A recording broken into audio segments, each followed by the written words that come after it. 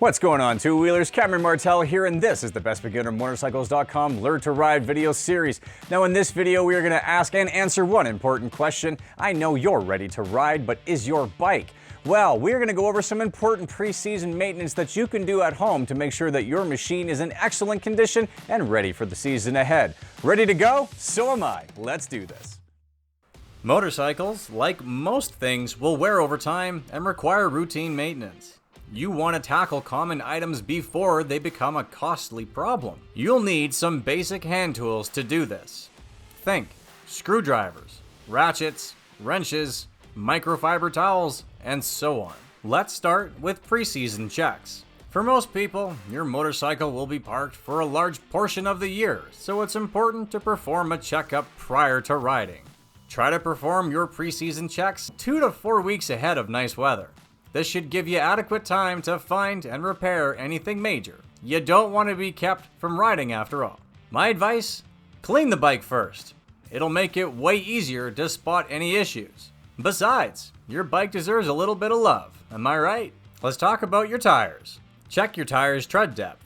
Most tires have a tread depth indicator in the center position of the tire in the tread. If the surface of the tire is flush with the indicator, it's due for a replacement soon. If your tire doesn't have a depth indicator, you can use a simple measuring tool and refer to the recommendations in your owner's manual to see if the tread depth is still optimal or not. Age of the tire. You can find the date of manufacturing of your tire on the sidewall. Look for something that says DOT with 4 numbers next to it. The first 2 numbers are the week, the last 2 numbers are the year of manufacture. Also check for flats, bulges, cracking, or objects such as nails in the tire. Alright, let's move on to your rims. Check your rims for any cracks, dents, bends, or other structural damage. If your rims are spoked, use the pencil method to make sure all is well. Strum your pencil across and listen to the sound that the spokes make.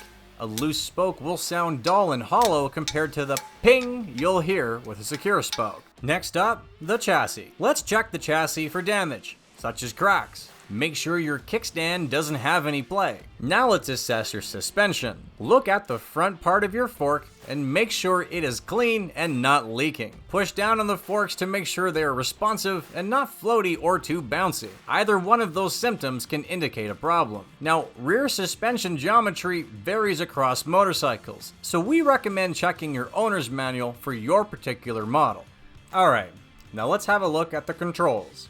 Let's start with the brake and clutch levers, which include the rear foot brake. Check these by pressing on the levers and letting them flick back. If it doesn't run smoothly, or if it takes a long time to come back to its start position, it will need adjustment or repair.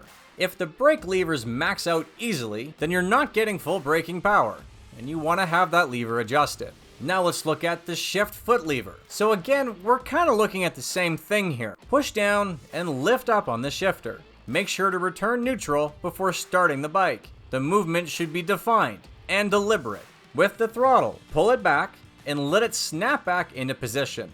It should be responsive and return to its starting position quickly. Turn the handlebars side to side and make sure they turn smoothly. Alright, let's check the brakes.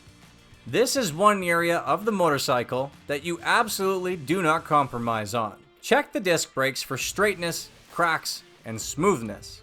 Check your brake calipers for leaks and proper engagement. Alright, let's look at your electronics. Let's start with the battery. It's important that your battery is in good shape. Check the leads for corrosion, and if you notice the battery isn't holding a charge, it might be a good time to bring it to an auto parts store to have it tested. Check to make sure that all of your lights work.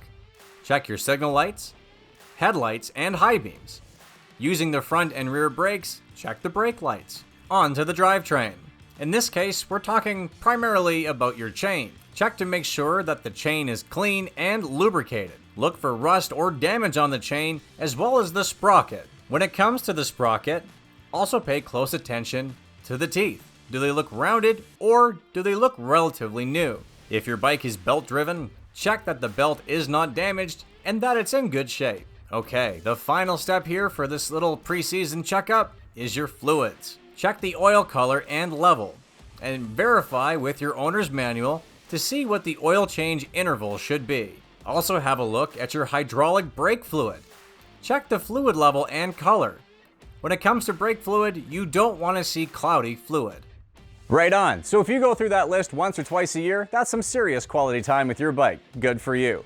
But every time you ride, you should also be spending a bit of quality time checking the basics. Make sure the brakes, the lights, the suspension, and the tires are all in good shape and ready to go. You don't have a big steel cage around you, so you have to own your safety. Please take it seriously because it's your responsibility. Ride safe, and we'll see you next time.